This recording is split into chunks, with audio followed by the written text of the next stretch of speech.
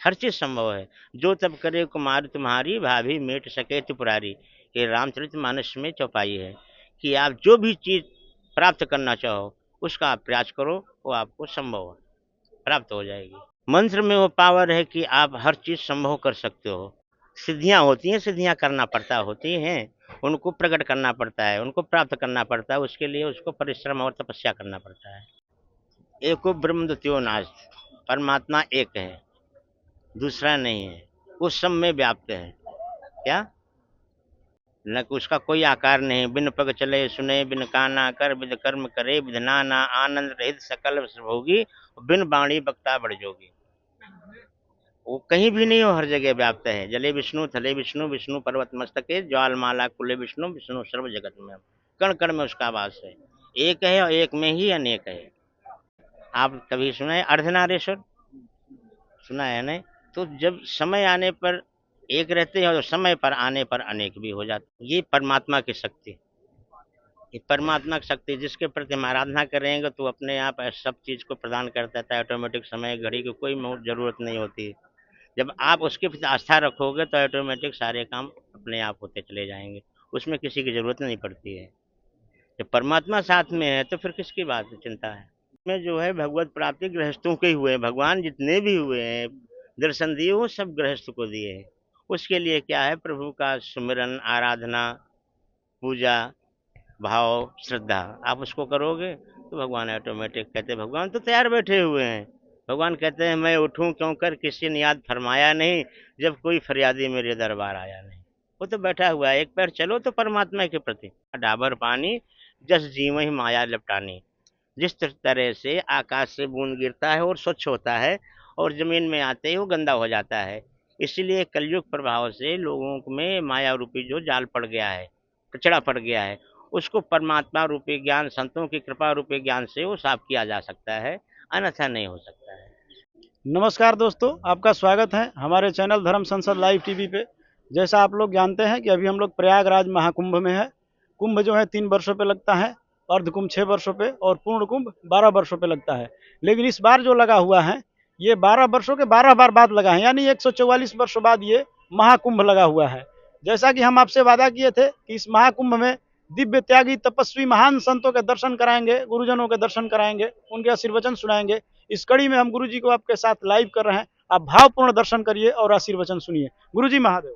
हर हर महादेव, हर हर महादेव। गुरुजी आपका शुभ नाम क्या है? हमारा नाम महंत उदयगिरी, आपके गुरुजी का नाम? महंत गणेश गिरी जी। गुरुजी आप किस अखाड़े से? जूना अखाड़े से।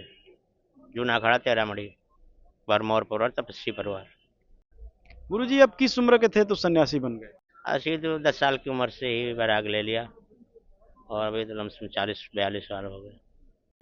गुरुजी आजकल के जो नौजवान है जहाँ एक तरफ भोग विलास में व्यस्त है, आपके मन में ऐसा क्या दिव्य भाव आया कि आप सन्यासी बन गए? पूर्व जन्म का प्रारब्ध था या? ये तो जन्म जन्म का लेख होता है। ये तो परमात्मा की कृपा होती है तभी ये चीज को प्राप्त होती है। बिना परमात्मा की कृपा से कोई चीज संभव नहीं है। गुरुजी आजकल के जो नौजवान है धर्म से विमुख होते जा रहे हैं कि हमको धर्म के लिए धर्म का क्या जरूरत है? उसमें नौजवानों की गलती नहीं, उनके माता पिता की गलती है। उनके जिस तरह से जिसकी जड़ शाखा जैसे होगी वैसे उसके शाखा होगा। माता पिता अगर उसको सही रास्ता देंगे, सही उपदेश देंगे, उनके माता पिता के आचरण सही होंगे तो बच्चों के भी आचरण स्वाभाविक सही होंगे।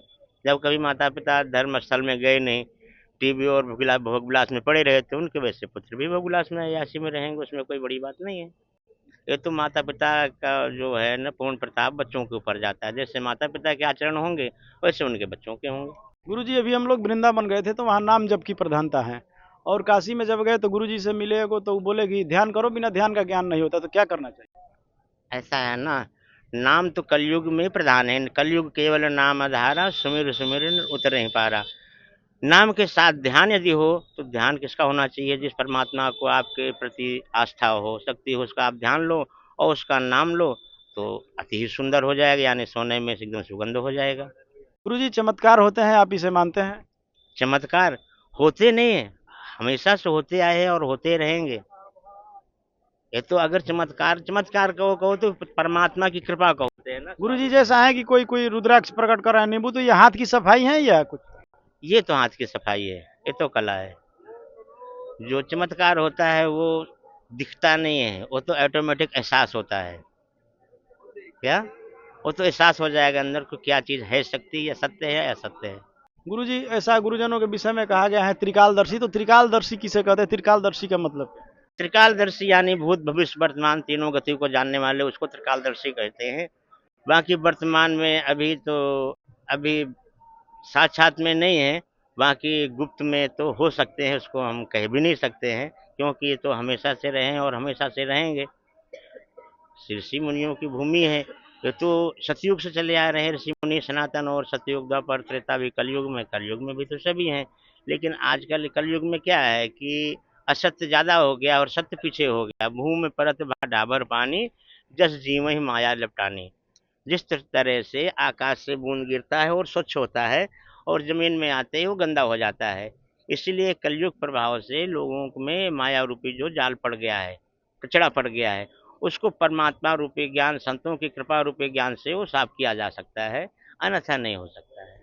जो अखाड़े होते हैं इसमें नागा सन्यासी जो होते हैं, तो नागा सन्यासी जैसा कि हम लोग सुने हैं कि शंकराचार्य द्वारा बनाए गए धर्म की रक्षा के लिए, तो आप लोगों के पास कोई ऐसा शस्त्र और शास्त्र दोनों की ट्रेनिंग दिया? सारे शस्त्र होते हैं। मेन तो शस्त्र, सबसे बड़ा शस्त्र क्या है? मंत्र। मंत्र में वो पावर है कि आप हर चीज संभव कर सकते हो। बाकी जब वो मंत्र नहीं मिलता तो हर कहते हैं, जब कोई सीधे से नहीं होता है तो हर चीज साम दाम दंड भेद चारों चारों नीतियों को अपनाना पड़ता है। चारों में तो कोई ना कोई सबसे ही हो जाना है। ये तो युगों युगों से चलता आ रहा है, चलता रहेगा। गुरुजी, सिद्धियां होती हैं, सिद्धियों के बारे में कुछ? सिद्धियां होती हैं, सिद्धियां करना पड़ता होती हैं। उनको प्रकट करना पड़ता है, उनको प्राप्त करना पड़ता है, उसके लिए उसको परिश्रम और तपस्या करना पड़ता है। हर चीज संभव है। जो तब करे कुमार तुम्हारी, भाभी मेट सके त्रिपुरारी। ये रामचरितमानस में चौपाई है कि आप जो भी चीज प्राप्त करना चाहो उसका आप प्रयास करो, वो आपको संभव है, प्राप्त हो जाएगी। गुरुजी, जितना भोग विलास की चीजें बढ़ती जा रही हैं जीवन में गृहस्थों के, उतना मन अशांत होते जा रहा है, टेंशन होते जा रही है इसके। ये भोग विलास तो युगों युगों से चला आ रहा है, बोले तो कोई कलयुग में तो एक प्रधानता, एक जर्नल बात हो गई है। तो राजाओं महाराजाओं से युगों युगों से चलता आ रहा है। सबसे बड़े काम में तो इंद्रदेव थे। सबसे बड़ा चोरी अपहरण सब देवताओं से शुरू हुआ है। लेकिन क्या है, उस समय कोई इतना टेलीविजन नेटवर्क नहीं था, तो इतने उसको हल्ला प्रसाद नहीं होते थे। नहीं, ये जितने भी कार्य हैं वो हर युग में तो हुए हैं। कौन सा ऐसा युग में है? सतयुग में तो कहते हैं कि सतयुग, लेकिन सबसे बड़ा अत्याचार जो हुआ है सतयुग में हुआ है। सबसे बड़े बड़े दैत्य हिरण्याकश्यप, हिरणास, जलंधर, शुंभ, निशुंभ, महिषासुर, जितने बड़े बड़े दैत्य हुए, यहाँ तक कि हिरण्याकश्यप का भाई हिरणाक्षाया पूरी पृथ्वी को लेके चला गया। आजकल तो लोग मोटर गाड़ी चुराते हैं, जहाज का अपहरण करते हैं, लेकिन सतयुग में ऐसा अपहरण करता था कि पूरी पृथ्वी को लेके चला गया। फिर प्रभु ने बारह का रूप धारण करके और पृथ्वी धर्म की स्थापना की। ये तो युगों युगों से चलता आ रहा है। किस युग में नहीं हुआ धर्म? आप बताइए। हर युग तो कहता है कि हर जगह पाप और पुण्य तो हर युग में है। बस ये है कलयुग में कर्म प्रधान है। कलयुग में जैसा करो तुरंत फल मिलता है। बाकी सतयुग द्वापर त्रेता में तो कर्म करने के बाद काफी पश्चात दिनों के बाद फल मिलता था। लेकिन कलयुग में तो बिल्कुल सरल है। तुरंत बीजो तुरंत काटो, ज्यादा समय नहीं लगता। गाली दो तुरंत थप्पड़ खाओ, हाथ जोड़ो आशीर्वाद पाओ। कर्म प्रधान है। गुरुजी, भगवत प्राप्ति के गृहस्थों के लिए क्या उपाय है? भगवत प्राप्ति के लिए गृहस्थ में जो है, भगवत प्राप्ति गृहस्थों के ही हुए हैं। भगवान जितने भी हुए हैं दर्शन दिए वो सब गृहस्थ को दिए हैं। उसके लिए क्या है? प्रभु का सुमिरन, आराधना, पूजा, भाव, श्रद्धा। आप उसको करोगे तो भगवान ऑटोमेटिक कहते हैं, भगवान तो तैयार बैठे हुए हैं। भगवान कहते हैं, मैं उठूं क्यों कर किसी ने याद फरमाया नहीं, जब कोई फरियादी मेरे दरबार आया नहीं। वो तो बैठा हुआ है। एक पैर चलो तो परमात्मा के प्रति। आप चलोगे नहीं, परमात्मा कहते दो घड़ी में घंटी हिलाए, तेरा तो इसको अर्पण क्या लागे, मेरा भगवान सब कुछ दे दे, देना कुछ भी नहीं है, तो आपको कैसे मिल जाएगा? बोलो। आप बीजोगे तभी ना काटोगे। आपने बीजा नहीं है तो आप सोचोगे पूरा बेड काट लेंगे, तो कहाँ से काट लेंगे आप? गुरुजी, जो गिरनार पर्वत है हम लोग सुने हैं, उसमें हजारों गुफाएं, हजारों दिव्य नागा साधु आप जैसे है, तो उन लोगों के पास कोई डिजिटल व्यवस्था नहीं है, घड़ी नहीं है, मोबाइल नहीं है, फिर उन लोगों को कैसे पता चलता है कुंभ लगे और सटीक समय पे आ जाते हैं? ये परमात्मा की शक्ति। ये परमात्मा की शक्ति, जिसके प्रति हम आराधना करेंगे तो अपने आप सब चीज़ को प्रदान कर देता है। ऑटोमेटिक समय घड़ी की कोई ज़रूरत नहीं होती। जब आप उसके प्रति आस्था रखोगे तो ऑटोमेटिक सारे काम अपने आप होते चले जाएँगे। उसमें किसी की ज़रूरत नहीं पड़ती है। जब परमात्मा साथ में है तो फिर किसकी बात चिंता है। और डिप्रेशन में रह रहे हैं, आए दिन न्यूज में चलता है कि आत्महत्या कर लिए, ये आत्महत्या, वो आत्महत्या कर लिए। नौजवानों के लिए कुछ नौजवानों के लिए तो हम यही कहेंगे कि ये तो आत्महत्या जब करेंगे तो आजकल ये तुम्हारा नेटवर्क जो हो गया, मोबाइल हो गया, सबसे बड़ी बीमारी मोबाइल है। नाना प्रकार के इसमें फैशन दिखाते हैं, नाना प्रकार के आजकल ऑनलाइन सारे काम होते हैं, उसमें तो टेंशन होगा है। पहले लोग तो उसमें जाते ही नहीं थे, पहले पढ़ाई में ध्यान देना, मंदिरों में पूजा पाठ में ध्यान ना। आजकल पूजा पाठ में ध्यान किसी का है ही नहीं, क्योंकि माता पिता ही नहीं ले जाते बच्चों को, उनके पास समय ही नहीं है। तो जिस प्रकार से माता पिता, फिर ये धर्म अधर्म ये तो थोड़ा बहुत हर युग में चलता रहा, चलता रहेगा, कोई खत्म नहीं होता। आप सोचो कि हमेशा सतयुग बन जाए और सब अच्छे कार्य हो लगे तो वो भी संभव नहीं है। ये तो दो चक्के हैं ना, धर्म और अधर्म। ये दोनों चक्के चलते रहेंगे तभी गाड़ी चलती रहेगी। अगर धर्म ही धर्म हो जाएगा तो अधर्म नहीं होगा तो भी एक दूसरे को नहीं मानेगा, और धर्म ही धर्म हो जाएगा, धर्म नहीं होगा तो भी गाड़ी नहीं चलेगी। इसलिए बैलेंस बनाने के लिए दोनों साथ साथ में चलते रहते। मन अशांत हो उस समय क्या करना चाहिए गुरुजी? सुमिरन भजन करना चाहिए, प्रभु की आराधना करना चाहिए, अच्छे विचार रखना चाहिए, ग्रंथों को पढ़ना चाहिए। अगर कहीं आपको मन भटक रहा है, कहीं उसका उपाय नहीं मिल रहा, तो आप पुराणों में ग्रंथों में खोजिए, आपको सब चीज़ मिल जाएगी। गुरुजी ऐसा हम लोग सुने हैं गुरुजनों द्वारा कि एको ब्रह्मा द्विजो नास्ति, मतलब इसका क्या? एको ब्रह्म द्वितीयो नास्ति, परमात्मा एक है, दूसरा नहीं है, वो सब में व्याप्त है। क्या? न उसका कोई आकार नहीं, बिन पग चले सुने, बिन काना कर विद कर्म करे, विद नाना आनंद रहित सकल भोगी, बिन वाणी बक्ता बढ़ जोगी। वो कहीं भी नहीं हो, हर जगह व्याप्त है। जले विष्णु थले विष्णु, विष्णु पर्वत मस्तके, ज्वालमाला कुले विष्णु, विष्णु सर्व जगत में। कण कण में उसका वास है। एक है और एक में ही अनेक है। गुरुजी जैसा कि हम लोग कहानी सुने हैं रामकृष्ण परमहंस का, उनके गुरु तोतारामपुरी थे, तो रामकृष्ण काली के परम भक्त थे।